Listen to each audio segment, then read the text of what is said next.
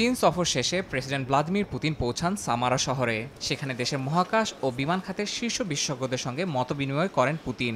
ঘুরে দেখেন কুজনেসভ ডিজাইন ব্যুরোর ইঞ্জিন উৎপাদন কারখানা। সে সময় রাশিয়ার মহাকাশ প্রযুক্তিকে নতুন উচ্চতায় নিয়ে যাওয়ার পরিকল্পনা সামনে আনেন। মহাকাশ গবেষণা ও অভিযানকে এগিয়ে নিতে বুস্টার রকেট ইঞ্জিন তৈরির উপর গুরুত্ব দেন প্রেসিডেন্ট পুতিন। বিশেষজ্ঞদের উদ্দেশ্যে তিনি বলেন, ভবিষ্যৎ মহাকাশ মিশনের জন্য উন্নত প্রযুক্তি ব্যবহার অপরিহার্য। শুধু নিজেদের চাহিদা মেটানোই নয়, বিশ্ববাজারের প্রতিযোগিতা ধরে রাখার কৌশল নিতে হবে বলেও জানান তিনি। রাশিয়া অতীতেও মহাকাশ অনুসন্ধানে শীর্ষ অবস্থানে ছিল, এখনো আছে। বুস্টার রকেটের ইঞ্জিন তৈরির সক্ষমতা নিয়মিতভাবে নবায়ন করা খুব জরুরি। এতে শুধু নিজেদের বর্তমান ও ভবিষ্যতের চাহিদাই মেটাতে হবে না, বরং বিশ্ববাজারেও সফল প্রতিযোগী হিসেবে টিকে থাকতে হবে। তবে আলোচনার বিষয় কেবল মহাকাশ খাতে সীমাবদ্ধ ছিল না। রাশিয়ার জ্বালানি খাতকেও নতুনভাবে বিশ্ববাজারে উপস্থাপন করার পরিকল্পনা রয়েছে।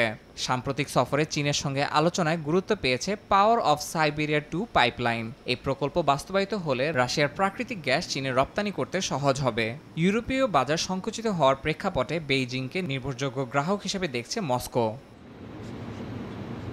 এদিকে সামরিক পরিবহন ও বিশাল আকৃতির যাত্রীবাহী বিমানের জন্য নতুন প্রজন্মের বিমান ইঞ্জিন তৈরির অগ্রগতিকেও বিশেষভাবে গুরুত্ব দেন রুশ প্রেসিডেন্ট। পুতিনের মতে এই উদ্যোগ সফল হলে দেশটির প্রতিরক্ষা শিল্প ও বাণিজ্যিক খাত আরও শক্তিশালী অবস্থান তৈরি করবে। ইয়াসিন মোহাম্মদ জিসান, সময় সংবাদ।